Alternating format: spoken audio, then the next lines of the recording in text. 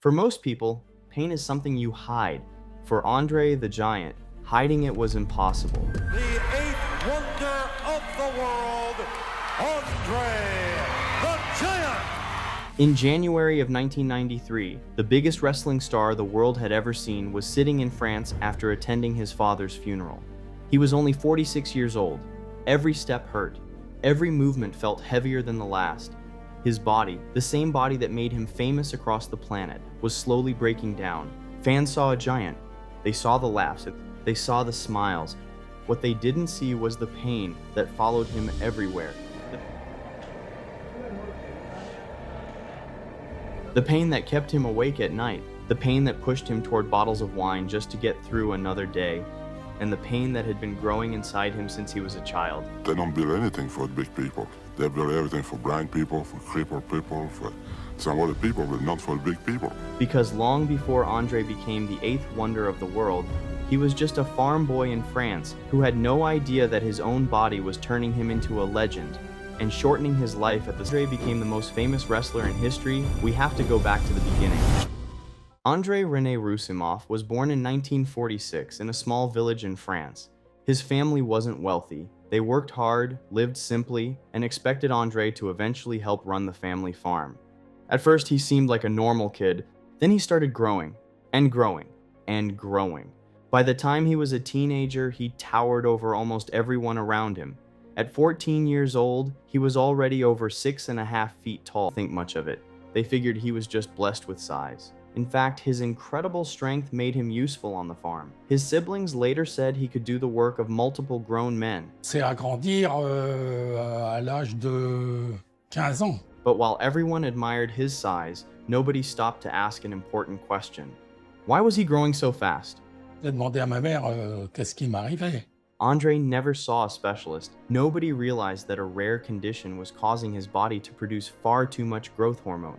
And by the time doctors finally gave him answers, the damage had already begun. But before Andre learned the truth about his condition, he was busy chasing a completely different dream. A dream that would take him far away from the farm and eventually make him famous around the world. I started becoming very big, and everybody's where I was in the school, where I was working with my father, everything, everybody said you should do that, you should do that, you should do that. As a young man, Andre wanted more than village life. He moved to Paris looking for opportunity. He worked odd jobs. He carried furniture for moving companies. He tried to earn enough money to build a future. But no matter where he went, people noticed him. That was impossible to avoid. Imagine walking into a room and instantly becoming the center of attention every single time. That was Andre's reality. Then one day he discovered professional wrestling. I said to my father, I said, I don't want to live in a farm all my life. I want to do something different. I try to make a living. I try to make money, and I want to be somebody. He trained relentlessly and quickly caught the attention of promoters. Soon he was wrestling under the name Jean Ferret, a giant lumberjack character inspired by his incredible size. No ordinary man can even bend this bar. Andre bends it and breaks it, wrestling fans. Crowds couldn't believe what they were seeing. Andre wasn't just another wrestler, he looked like a mythical creature that had somehow wandered into the real world. I remember the first time I saw him, I was like, oh my God. And he was just the largest human being I'd ever seen. But while fans were cheering, something far more important was about to happen, because a trip halfway around the world would reveal a secret that would haunt Andre for the rest of his life. I love traveling and I love the wrestling, so I have to keep up with that. In the early 1970s, Andre traveled to Japan. The trip wasn't easy. Everything seemed too small. When I get in the airport, all those taxis, sometimes they're too small. The worst trouble is when I go in Japan. Everything is so small over there. Cars, hotel rooms, airplane seats, even bathrooms. Simple everyday activities became exhausting challenges. But Japan gave Andre something even more significant. It gave him a diagnosis. Doctors told him he had acromegaly. The condition explained everything: his extraordinary size, his constant growth, and the painful future waiting ahead. The doctors also delivered devastating news. They believed he might not live beyond his 40s. There were treatments available. There were surgeries that could potentially slow the progression of the disease. But Andre refused. Part of him feared treatment would change who he was, The Giant wasn't just his appearance anymore. It had become his identity, the thing that made him special, the thing that allowed him to earn a living. Making his way to the ring, certainly the biggest threat, both literally and figuratively, ever to the Ultimate Warrior's reign as Intercontinental Champion. Look at the size of André the Giant. So André made a choice. He would keep moving forward exactly as he was. And that decision would shape the rest of his life. Because while his fame was about to explode, so was the strain on his body. By the mid-1970s, André the Giant had become a sensation. Professional wrestling was divided into territories across North America. Most wrestlers stayed in one region. André was different. Promoters everywhere wanted him. He traveled constantly, one city after another. Most people expected a monster. Instead, they found a gentle giant. He joked with fans. He laughed constantly. He played pranks on friends.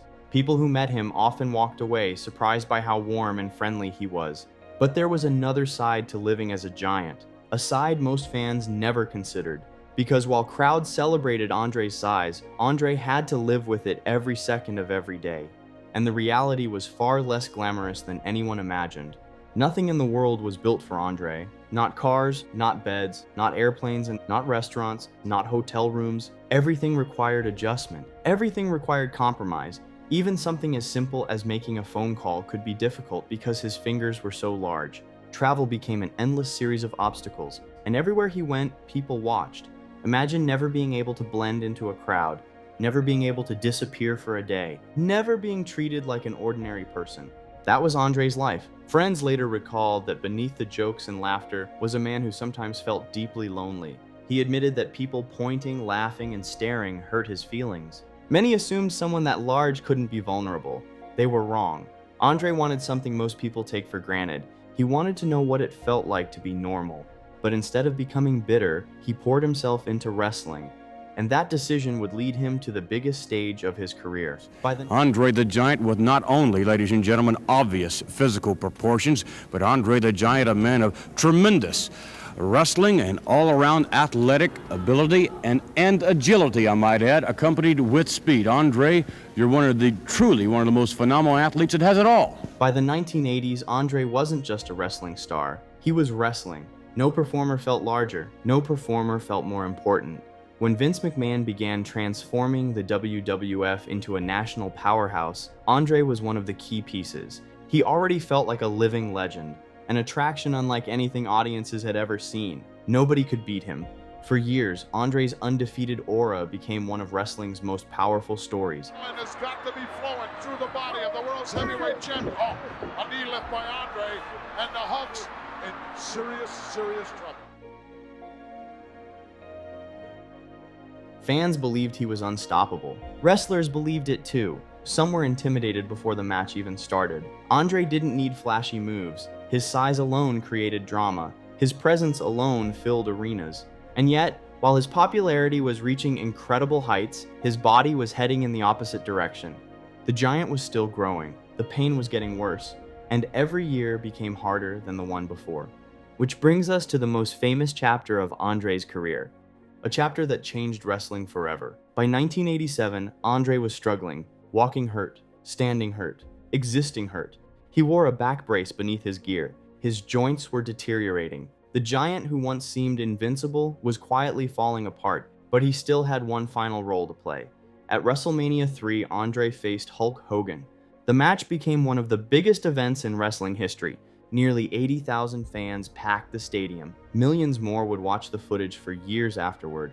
It wasn't just a wrestling match. It felt like mythology. The unbeatable Giant versus the all-American hero. Hulkster trying to make it to his feet. André gets him up and puts him in another slam. What many fans didn't realize was how much pain André was enduring just to be there. Every movement required effort. Every moment inside that ring demanded sacrifice. Yet he still performed. And when Hogan famously lifted and slammed André, wrestling changed forever. The torch had been passed. A new era had begun. But backstage, André knew something the fans didn't. His time was running out. And sadly, the hardest chapter of his story was still ahead. As André's condition worsened, the pain became relentless. Many stories focus on his legendary drinking, the unbelievable amounts of beer, the astonishing tales from bars and hotels. People often laugh when they hear those stories, but for André, it wasn't funny. Many of his friends believed alcohol was one of the few things that helped dull the pain. His back hurt, his knees hurt, his neck hurt. The body that made him famous had become a prison, yet even then, André kept entertaining people. He appeared in films. Most famously, he played Fezzik in The Princess Bride. The role was perfect. A giant who looked intimidating but possessed a gentle heart. In many ways, it wasn't acting at all. It was André. People who worked with him on set remembered his kindness, his humor, his generosity. You know, everybody rallied around him, and we just loved him. I mean, he was so smart and so gentle and sweet. He was just a giant of a human being in every imaginable way, but particularly in the way of his heart. Behind the enormous frame was a man who simply wanted friendship and acceptance. But the disease never stopped progressing, and eventually, even André couldn't outrun it. In his final years, André stepped away from wrestling. He spent more time on his property in North Carolina. The quiet suited him. There were fewer crowds, fewer stares, fewer reminders that he was different. Yet the pain remained. In January 1993, he traveled back to France for his father's funeral. He stayed a little longer to spend time with family. Just days later, André passed away in his sleep. And André the Giant, he died this week in Paris, France, after going home to his father's funeral. So with your cooperation, we'd like to have 10 bells from the timekeeper. In silence, please. He was 46 years old. The prediction doctors made decades earlier had come true. The condition that created André the Giant had finally caught up with him. The wrestling world was stunned. Fans mourned, friends mourned. An era had ended. André, throughout his World Wrestling Federation career, provided many an exciting moment for both young and old alike. Ladies and gentlemen, I would like to ask you all to rise in tribute to a man who truly was one of a kind.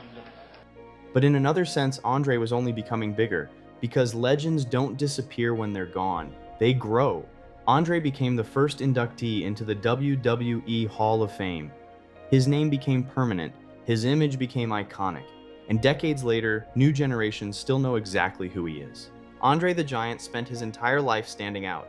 He couldn't hide in a crowd, he couldn't live like everyone else, and sometimes he desperately wished he could. But the very thing that caused him so much pain also allowed him to leave a mark that few people ever will. The giant is gone, the pain is gone, but the smile remains. And more than 30 years after his passing, André the Giant is still the biggest name professional wrestling has ever known.